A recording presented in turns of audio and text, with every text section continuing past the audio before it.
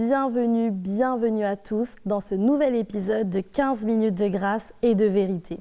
Nous allons bénir l'Éternel ensemble avec ce chant qui dit justement « Bénis l'Éternel, ô mon âme ». Et ensuite, bien sûr, nous entendrons la parole de Dieu.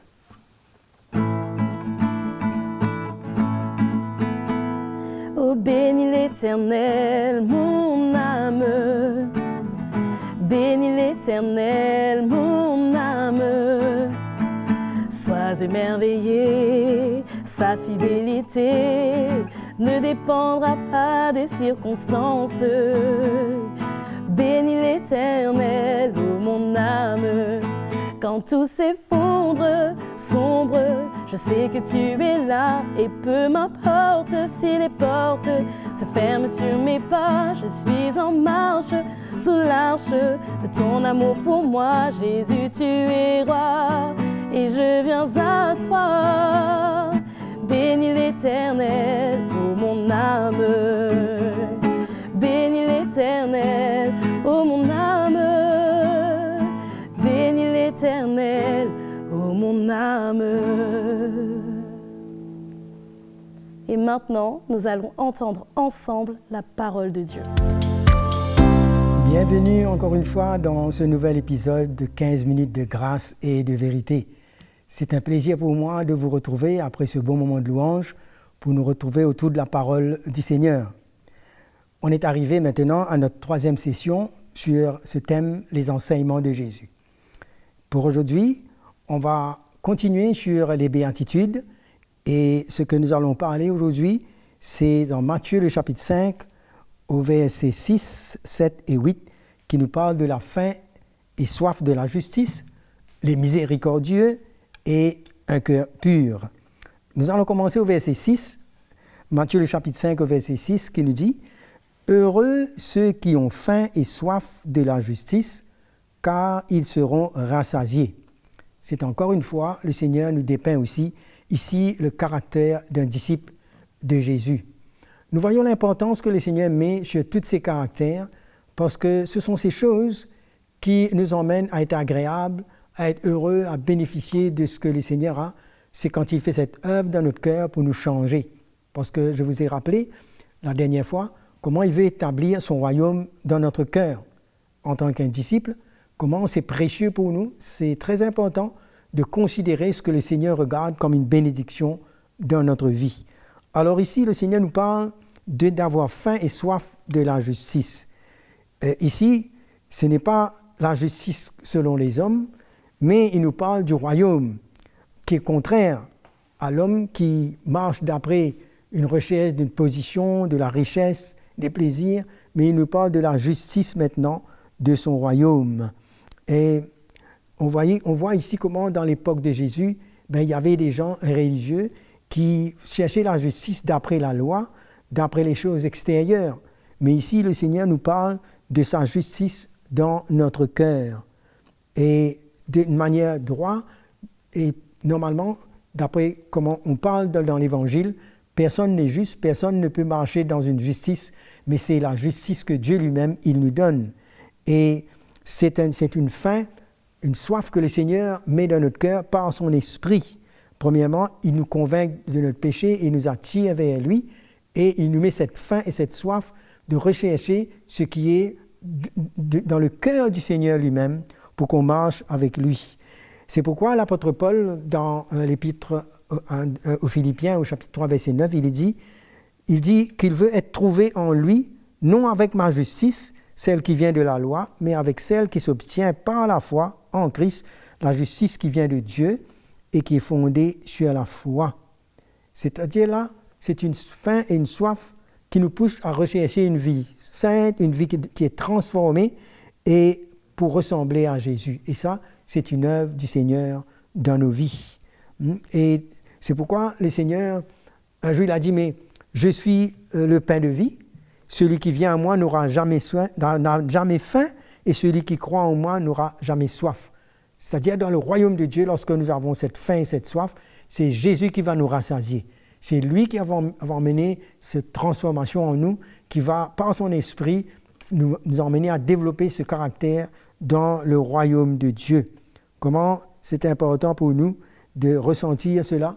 Et c'est pourquoi que dans le livre de Romains, au chapitre 14, verset 17, l'apôtre Paul nous dit, mais le royaume de Dieu, ce n'est pas le manger et le boire, mais c'est la justice, c'est la paix et la joie par le Saint-Esprit. Celui qui sert Christ de cette manière est agréable à Dieu et approuvé des hommes.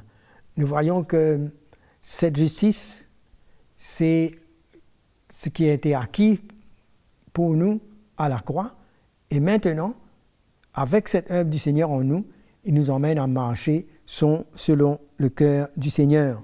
Cette justice dans notre vie et en même temps qui nous entoure dans notre manière de marcher, dans notre manière de vivre. Et cela peut affecter notre vie, que ce soit dans nos couples, que ce soit envers les enfants qui honorent leurs parents. Et quand il y a cette justice dans notre cœur, ben, ça nous emmène à réaliser la grâce de Dieu, à pardonner, et nous cherchons à honorer le Seigneur. Donc quand on a faim et soif de cette justice, eh bien, ça change notre motivation, ça change tout ce qui vient de notre cœur. Parce que quand Jésus parlait, il y avait des pharisiens, eux, ils pratiquaient une justice à l'extérieur. Mais Jésus parle d'une justice qui nous touche à l'intérieur, qui change notre cœur et qui nous emmène à le glorifier. C'est pourquoi il nous dit de chercher cette justice. À ce moment-là, nous aurons aussi cette faim de sa parole, de passer du temps avec lui, de laisser son œuvre continuer à se faire en nous. Mais Dieu ne peut pas intervenir quand quelqu'un n'a pas cette faim, n'a pas cette soif. Parce que dans son royaume, il désire ceux qui s'approchent, ceux qui ont faim, ceux qui sont violents, ceux qui désirent cela. À ce moment-là, il nous dit qu'on est heureux parce qu'il va avoir une porte d'entrée pour pouvoir intervenir et toucher nos cœurs. Il y a des endroits où Jésus lui-même n'a pas pu faire des grands miracles. Il a guéri quelques malades, mais s'est étonné de leur incrédulité. Et cela nous montre comment le Seigneur, pour déverser sa grâce, sa bénédiction dans nos vies, il a besoin de voir un cœur qui a faim et qui a soif. Si on n'est pas intéressé, on est indifférent, ce sera difficile de ressentir et de recevoir ce que Dieu a pour nous. Parce qu'il nous donne, par grâce, il nous tend la main. Nous avons la responsabilité d'avoir cette soif, cette recherche. Et le Seigneur nous dit qu'à celui qui frappe, il ouvre, n'est-ce pas? Donc c'est à nous d'avoir cette violence en nous. Ensuite, nous parlerons aussi maintenant sur la miséricorde de Dieu. Le verset 7 nous dit « Heureux les miséricordieux, car ils obtiendront miséricorde ». Nous voyons Jésus lui-même qui a touché les gens parce qu'il a été ému de compassion. Et maintenant, Dieu nous appelle dans son royaume à vivre avec cette attitude de miséricorde. C'est-à-dire qu'en tant que lui-même, il est le Père des miséricordes, il nous a fait grâce, il nous a pardonné. Et cette miséricorde nous emmène à... Au fait, c'est comme avoir pitié de quelqu'un qui a chuté, qui tombe, qui est perdu. La Bible nous dit comment il nous a aimés, comment Jésus nous a aimés. Le Père nous a aimés et il nous a donné Jésus pour qu'on ne périsse pas. Donc, la miséricorde de Dieu nous emmène à ressentir ce que Dieu a eu pour nous et nous donne aussi d'agir envers les autres avec ce cœur de miséricorde pour pardonner, pour faire grâce. C'est la manifestation, c'est le reflet du caractère de Jésus dans nos cœurs. La miséricorde envers les autres. Très important dans notre marche avec le Seigneur. C'est pourquoi le Seigneur nous dit, mais si vous pardonnez aux hommes leurs offenses, votre Père Céleste vous pardonnera aussi. Mais si vous ne pardonnez pas aux hommes, votre Père Céleste ne vous pardonnera pas non plus nos offenses, parce que lui, il nous a fait miséricorde. Et lorsqu'on fait miséricorde, on obtient miséricorde. C'est la grâce de Dieu envers nous. Dieu prend plaisir à la miséricorde et non au sacrifice. Et c'est parce que quand on agit comme cela, on agit avec le cœur qu'il a eu pour nous lui-même. La Bible nous parle de Jésus, qui est notre souverain sacrificateur miséricordieux. Cela se trouve dans Hébreux, le chapitre 2, verset 17. Il nous dit donc comment nous pouvons nous approcher de lui, parce qu'il est miséricordieux.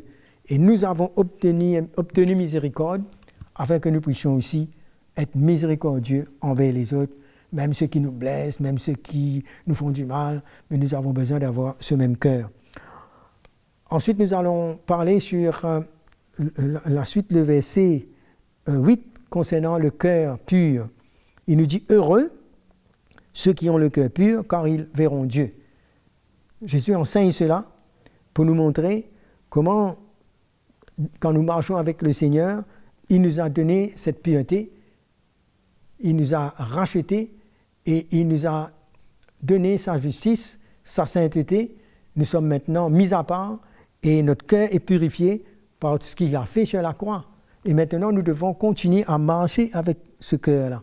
C'est-à-dire que quand on voit l'Ancien Testament, on voit les Juifs qui étaient là avec Jésus, ils pratiquaient leur vie à l'extérieur, mais le cœur ne pouvait pas être touché.